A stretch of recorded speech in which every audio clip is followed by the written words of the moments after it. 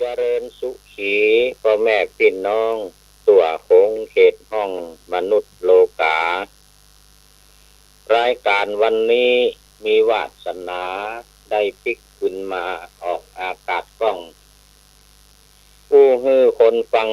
เสียงดังว่องว่องล่องตวยคลื่นในท้องฟ้าเข้าสู่เครื่องฮับปุ๊บปั๊บบัจจามือคนตัวหน้าได้ฟังเป็นอริยธรรมสัจจังของพระพุทธังสัมพุทธเจ้าสัมพุทธเจ้าขอถวายความเคารพพระมหาเถระ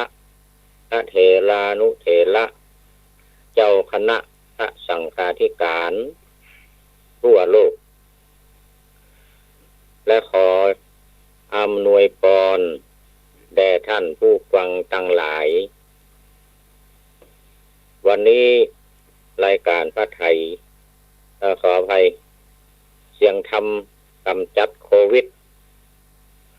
ก็มาพบปะกับท่านผู้ฟังตามปกติตั้งแต่เวลานี้เป็นต้นไปถึง8:30 นาที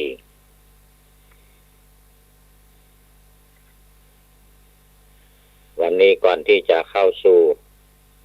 ธรรมะอันเป็นสาระสำคัญในการที่จะกำจัดโควิด-62 หรือเชื้อโรคโคโรนาไวรัสซึ่งเกิดตั้งแต่ปี 2562 เป็นต้นมาเขาก็จึงเรียกกันว่าโควิด-62 ตรงกับภาษาอังกฤษว่า19โควิด-19 แต่ในประเทศไทยเขาใช้พุทธศักราชก็คือพ.ศ. เรียกว่าพุทธศักราชทั่วโลกหรือหลายประเทศคล้ายๆเป็นสากลไปละใช้คริสตศักราชหรือค.ศ. ซึ่งเดี๋ยวนี้มีแค่2,020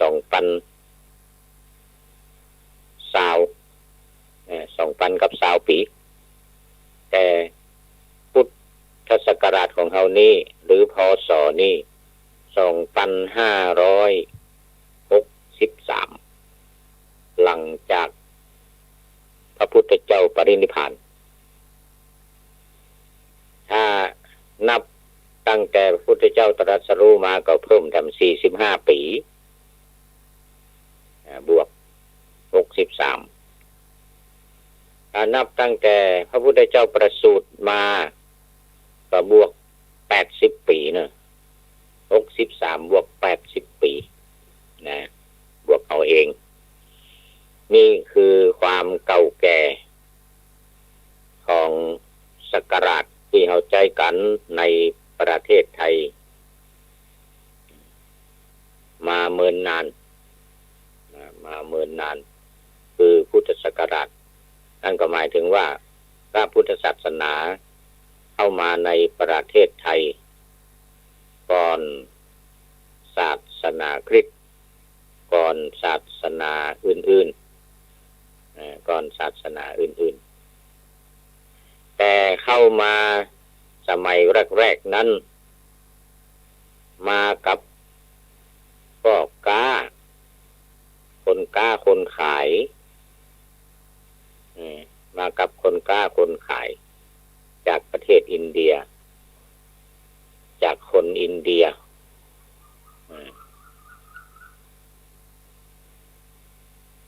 แล้วก็คนจีนที่ไปศึกษาห้ำเฮียนในประเทศอินเดียพลิกมาเผยแพร่ดังนั้นเราจะหันหลักฐานอย่างต่างๆบอกว่าจะในภาคเหนือภาคอีสาน ในภาคอีสานตอนใต้ซึ่งอยู่ในประเทศกัมพูชาในปัจจุบันคือประเทศเขมรตั้งแต่เสาหลักเมืองหินปราสาทเป็นต้นไปเนี่ยปราสาทหินเป็นต้นไปคือนครวัดนครธมเนี่ยนครวัดนครธมแล้วที่ได้ไปใหม่ก็คือเขาพระวิหารที่เปลี่ยนไปเป็นของเขมรใหม่หลังสุดที่สยามหรือประเทศไทยเขาเสียดินแดนครั้งที่14ครั้งที่14ก็คือเสียเขาพระวิหารในแถบนี้หลักฐานต่างๆเป็นมหายานบัจจัยหีนยานหรือว่าเถรวาทของเราปัจจุบันนี้เถรวาทหรือหีนยานเนี่ยเข้ามาตั้งแต่เมื่อ2 คศ234นะพศ234ก็คือหลังจากที่พระเจ้าอโศกทำสังฆายนาครั้งที่3ในประเทศอินเดียที่เมืองปาตาริบุตรก็ได้ส่งสมณทูตมาในดินแดนสุวรรณภูมิก็ขึ้นมาประเทศไทยเราโดยทางเรือขึ้นที่ฝั่งทะเลตะวันตก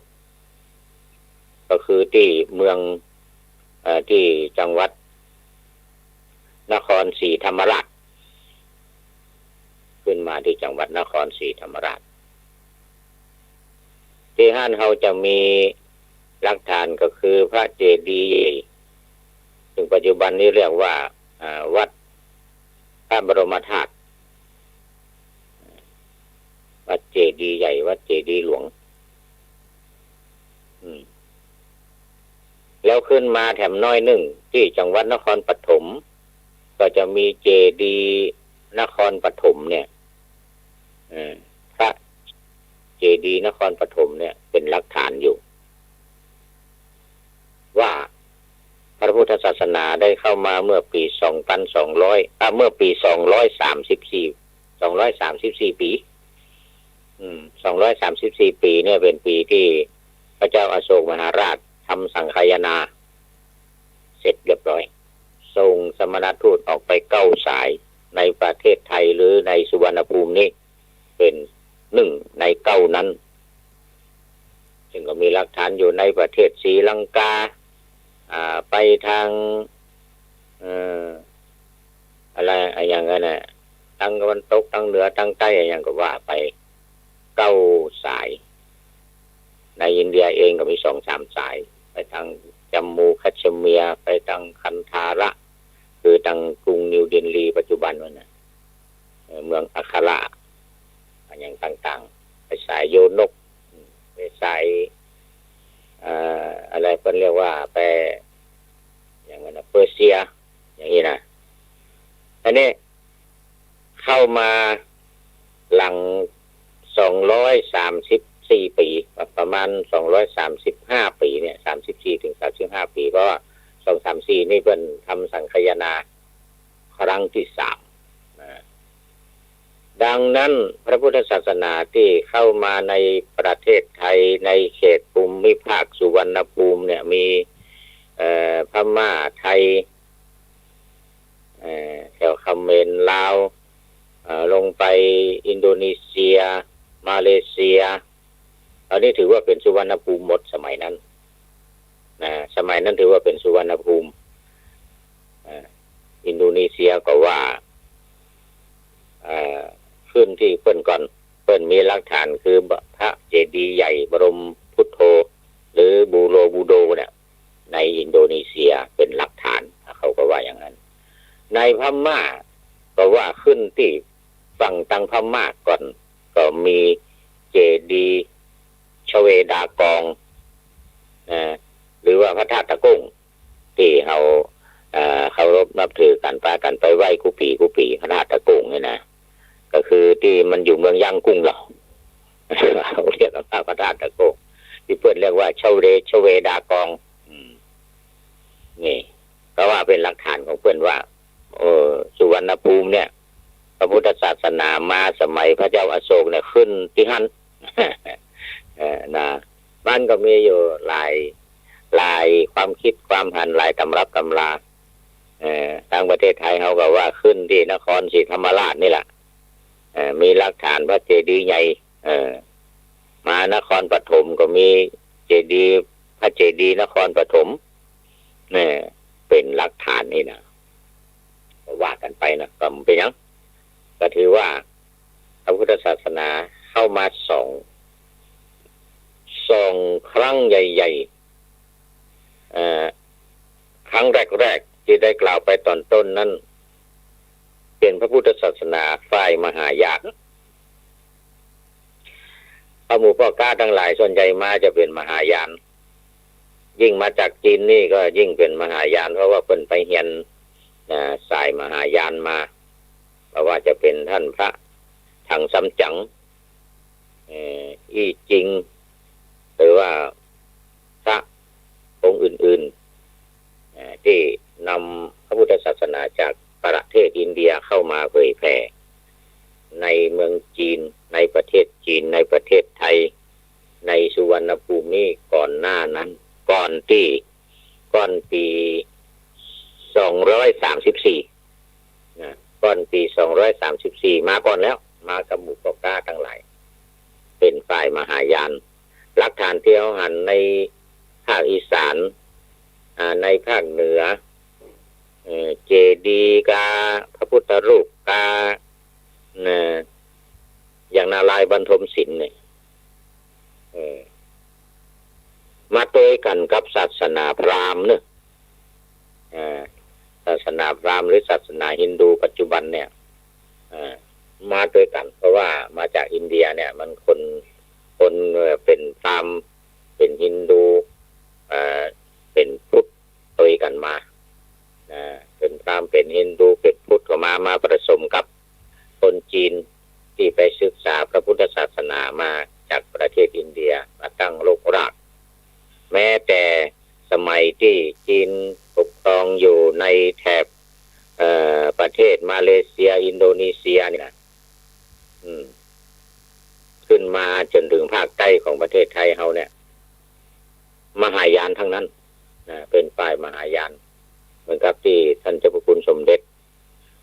พระพุทธโฆษาจารย์หรือหลวงพ่อประยุทธ์โตได้เล่าสู่หมู่เฮาฟัง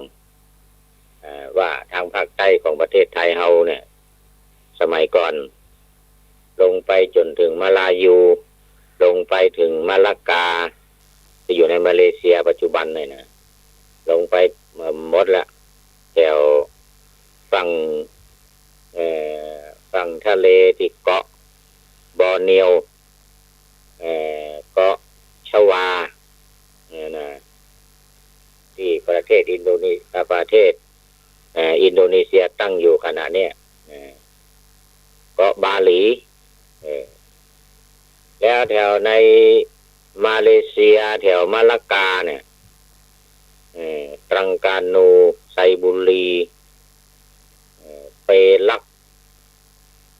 เราเนี่ยต่างๆเราเนี่ยที่อยู่ในเขตมาเลเซียปัจจุบันที่อยู่ในเขตไทยตอนภาคใต้เราปัจจุบันตั้งแต่ปัตตานีเนี่ยก็มากที่เป็นปีนังอยู่ปัจจุบันนี่เป็นมหายานทั้งนั้นเป็นพระพุทธศาสนาฝ่ายมหายาน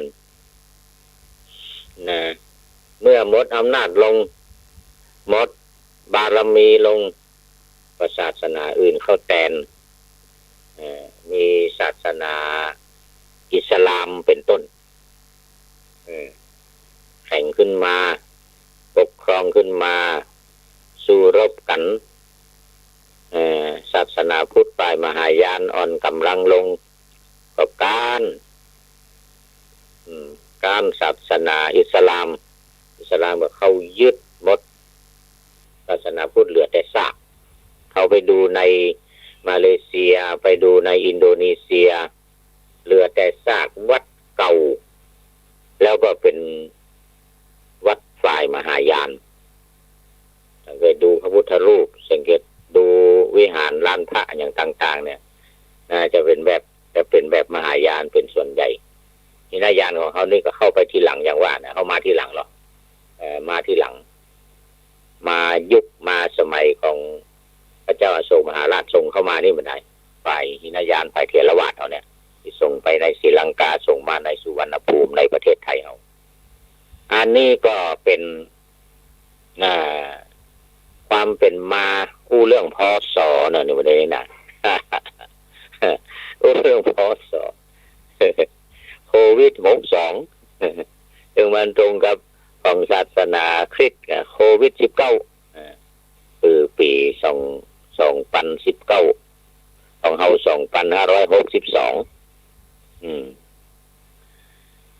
แต่ว่าทั่วโลกหรือส่วนใหญ่แม้ในประเทศไทยเองก็บ่ใครว่ากันโควิด-62นี่นะมันมีแต่อาตมาเนี่ยว่าอยู่คนเดียวนี่นะคนอื่นๆก็บ่ใครว่ากันบ่ใครกล้าว่ากันเพราะในประเทศไทยเรานับถือพระพุทธศาสนาเราถือพศเป็นหลักพุทธศาสนาพุทธศักราชเป็นหลักสำหรับคริสตศักราชนั้นมาทีหลังมาทีหลังใครจะว่าก็ว่าได้มันเป็นอย่างแต่ทาง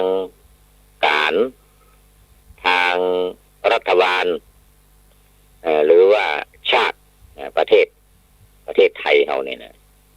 เขาถือพระพุทธศาสนาเป็นหลักแล้วก็ถือพุทธศักราชในเรื่องของปีนี่นะถือพุทธศักราชเป็นหลักเหมือนเดียวกันกับในประเทศพม่าศรีลังกาอินเดียพม่าศรีลังกาอินเดียก็ถือพุทธศาสนาเนี่ยเป็นหลักพศใจพุทธศักราชศาสนาคริสต์เข้ามาทีหลังอินเดียมันบ่ค่อยเหลือพศอยู่ปัจจุบันเขียนแต่คริสต์นี่ก็เพราะว่าอังกฤษเขาปกครองอยู่200 ปีแต่พม่าก็200 ปีเหมือนกันแต่พม่ารักษาไว้ได้บัดใจคริสตศักราชใจพุทธศักราชเป็นพศในประเทศลาวปัจจุบันนี้ก็ใจคริสตศักราชนึงเพราะว่าฝรั่งเศสเข้าปกครองอยู่200 ปีเหมือนกันเนี่ยฝรั่งมาถึง200 ปี100 กว่าปีฝรั่งเศสเข้าปกครองก็ใจคริสตศักราชมาถึงรัฐบาลปัจจุบันเขาก็ขี้ข้านเปลี่ยนเป็นพุทธศักราชเหมือนเดิมก่อนหน้านั้นก่อนที่ฝรั่งเศสจะเข้ายึดครองฝรั่งเศสเข้ายึดครองก่อนทีหลังเนี่ยทีหลังใจพุทธศักราชในประเทศลาวมันรวมไปถึง12 จุดไทยที่อยู่ในเวียดนามตัวหรอกที่อยู่ในเวียดนามนะแล้วก็จิงหงคือ12 ปันนาในประเทศจีนตอนใต้นั้นใจพุทธศักราชหมดใจพุทธศักราชหมด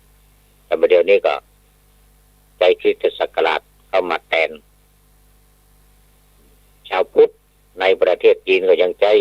พุทธศักราชอยู่แต่มีประเทศที่สมัยหนึ่งที่ซุนยัตเซนโจเอ็นไหลต่างๆที่เป็นหันไปนับถือศาสนาคริสต์เป็นไปเรียนในสหรัฐอเมริกาไปเรียนทางตะวันตกปิกมาไปเรียนในฝรั่งเศสปิกมาปฏิวัติในประเทศจีนเป็นประธานาธิบดีหรอกซุนยัตเซนนะประธานาธิบดีซุนยัตเซนเป็นคริสเตียนเขาก็เอาใจคริสตศักราชมาเขียนแต่แล้วพอสมัยเมาเจ๋อตุงปฏิวัติขึ้นมาเป็นคอมมิวนิสต์นั่นนะ ความจริงก็เป็นพุทธนี่แหละแต่ว่าเพิ่นจะใจเพิ่นจะมาเอาศาสนาสักอย่างเพิ่นจะต้องการปฏิเสธทุกศาสนาก็เลยมาเอาพุทธศักราชเขียนตามประธานาธิบดีซุนยัตเซนที่ปกครองอยู่ก่อนคือใจคริสต์ศักราชปัจจุบันนั้นก็เขียนคริสต์ศักราชมาเป็นสัญลักษณ์ฮู้กันทั่วโลกที่บ่ได้เพราะว่าลัทธิคอมมิวนิสต์นั้นเพิ่นมาเอาศาสนาอู้เรื่องพศอย่างเดียวอู้เรื่องแต่62อย่างเดียวได้มาหลายนาทีแล้วเนี่ยยังไม่ได้เข้าเรื่องธรรมะเดี๋ยวก่อนจะเข้าธรรมะก็ยังมีเรื่องเหตุการณ์โควิดทำแล้วนะเหตุการณ์โควิด62ยังไม่ได้รายงานเตื้อศรัทธาญาติโยมใจเย็นๆรายการของอาตมานี่ต้องใจเย็นๆนะ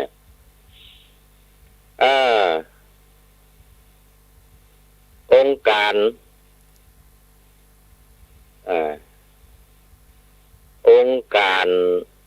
อนามัยโลกหรือองค์การฮูนี่นะWHO นี่นะองค์การอนามัยโลก World Health Organization นี่นะ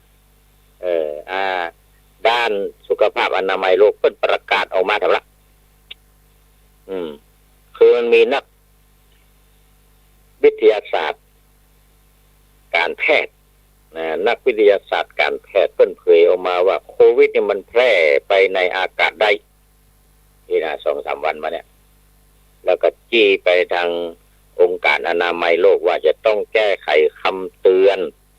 ที่แจ้งแก่ชาวโลกว่าโควิดนี่ติดจากตั้งถิ่นตั้งมือเข้ามาหาปากหาหูดังหาตา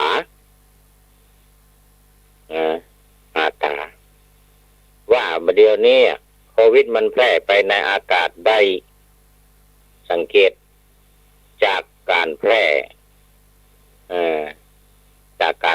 ไปในอากาศในหมู่ประเทศอย่างบราซิลอย่างอเมริกาเนี่ยที่ยอมใส่หน้ากากสมัยต้นตั้งแต่เมื่อเดือนมกรามานี่นะมกรากุมภามีนามาเนี่ยมกรากุมภามีนาเมษามานี่เป็นประกาศห้ามมายอมใส่แม้แต่ปัจจุบันนี้ประธานาธิบดีบราซิลกับประธานาธิบดีของอเมริกานายทรัมป์กับนายอย่างนะของบราซิลนะก็ยังยืนยันอยู่ว่าเป็นไข้หวัดธรรมดาเป็นไข้หวัดธรรมดาบ่ยอมใส่แต่ประกาศให้คนอื่นใส่บราซิลนี่ศาลต้องนี่ว่าไปเตือนหนึ่งแล้วเนาะออกกฎหมายบังคับให้ประธานาธิบดีใส่ถ้ามาใส่ก็ปรับเป็นเงินประมาณ500 บาทยอมเสียกับปรับอันประธานาธิบดีบราซิลนะวันนี้ก็เลยมาเป็นอันดับ 2สหรัฐประกาศใหม่แล้วว่าให้ใส่หน้ากากใส่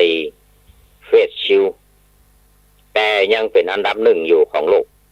นะประเดี๋ยวนี้ทั่วโลกสถิติออกมาอันนี้ก็ยังเป็นของวันที่7นะของวันที่6ประกาศในวันที่7อาตมาก็ยังรอของวันที่8ยังไม่ได้ปัดเลยนะทั่วโลกประเดี๋ยวนี้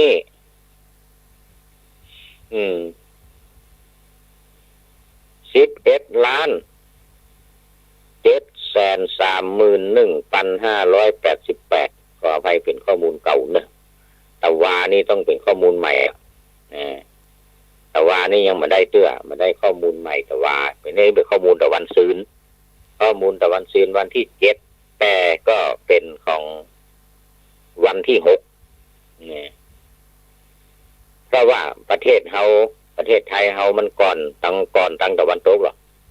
มันก่อนตะวันตกสถิติโลกมาจากทางตะวันตกว่าเขาห หลังเขาจะเป็นครึ่งวัน12 ชั่วโมงเนี่ยเขาหลังเขาเป็น12 ชั่วโมง7-8 ชั่วโมง9 ชั่วโมง10 ชั่วโมงอย่างอังกฤษเนี่ย7 ชั่วโมง6 ชั่วโมงอย่างเงี้ยอเมริกานะไปก็10 ชั่วโมง12 ชั่วโมงไงนะเขาหลังเขาอ่ะก็เขาประกาศมาเขานี่ว่าอย่างวันนี้ของเขาวันที่9ของเขายังวันที่8อยู่อ่ะแล้วบางประเทศยังรับอุตุเดี๋ยวนี้มาตื่นเตื้อเขาก็มีสถิติของวันที่8ของเขาอ่ะวันนี้ที่ลงเรือมาแต่ว่านี่ก็สถิติของวันที่7ลงเรือมานะเพราะฉะนั้นสถิติที่อาตมาว่านี่ก็คือของวันที่7ประกาศเมื่อวันที่7นะ11 ล้านขึ้นวันเดียวอ่ะเนี่ยขึ้นวันเดียวธัมโมสังโฆ170,100วันเดียวนะเนี่ยขึ้นวันเดียววันที่เป็นสรุปลงมาเนี่ยก่อนหน้านั้นยังไม่ใจ170,100มันก็เลยกลายมาเป็น11 ล้าน7 แสนกว่า11 ล้าน 7 แสนกว่าแล้วก็เขาคาดการแฮมใน2-3 วันว่านะ2-3 วันไปตั้งหน้าก็คือวันที่7ที่8ที่9ของเขาพุ่นนะของเขาจะเป็นวันที่10จะขึ้นถึง12 ล้านแน่นอนน่าจะขึ้นถึง12 ล้านแน่นอนเดือนนี้มัน11 ล้าน 7 แสนแล้วก็วันเดียวขึ้นไป107,000วันเดียวขึ้นไป107,000นั้นมาถึงได้อย่างไรวันเดียวขึ้นไป107,000แล้วก็สถิติการตาย540,031 คน540,031 คนอันนี้ตายไปแล้วทั่วโลกที่มาเข้าสถิติที่บันนับนะประเด็นนี้นับขึ้นมาละประเทศอินเดียนี่ถ้านับตั้งแต่แรกๆนะมันก็มาติดอันดับ2อันดับ1อันดับ2อันดับ3เมินมาแล้วแต่ว่ากำลังมาติด3ถึง 4-5 วันมาเนี่ยอันดับ1อันดับ2อันดับ3นี่นะเคยขึ้นมาอย่างวันนี้เนี่ยอยู่มาอันดับ2ละถ้าอินเดียนับหมู่กะเลกะลาดหมู่ที่อยู่ตามข้างถนนบ่มีทะเบียนบ้านน่ะมุมมีทะเบียนนั่นก็มันก็เกินไปแล้วก็เกินอาจจะเกินสหรัฐโดยก็ได้เพราะฉะนั้นสหรัฐก็มาเป็นอันดับ1อินเดียอันดับบราซิลอันดับ2อินเดียอันดับ3รัสเซียอันดับ4เปรูอันดับ5เอาละวันนี้หมดเวลาเสียงระฆังดังแล้วเมากับเรื่องพศเรื่องคศก็เป็นคติเตือนใจว่าเมื่อเดือนนี้ยังวางการ์ดมาได้เตือนกันแล้วกันเราวางการ์ดมาได้ว่ามันเพิ่มขึ้นติ๊กๆทั่วโลกนะในไทยก็ระวังรอบ2ซึ่งเมื่อเดือนนี้ออสเตรเลียได้รับรอบ2ในกรุงเมลเบิร์นนะในกรุงเมลเบิร์นรอบ2ขนาดหนักละนะออสเตรเลียก่อนละเมื่อเดือนนี้ทีนี้รอบ2ในจีนว่าไปแล้วรอบ2ในไทยก็จะต้องมีมาในเดือนพฤศจิกาธันวาตอนหนาวๆเนี่ยต้องระมัดระวังละเอาวันนี้ก็ขอปันใจให้กับศรัทธาญาติโยมนำเอาคติธรรมธรรมะในธรรมพระพุทธศาสนาไปปฏิบัติให้ประสบความสำเร็จในการที่จะพ้นจากเคราะห์จากภัยจากโรคโควิด-62นี้ให้ได้เหมือนกัน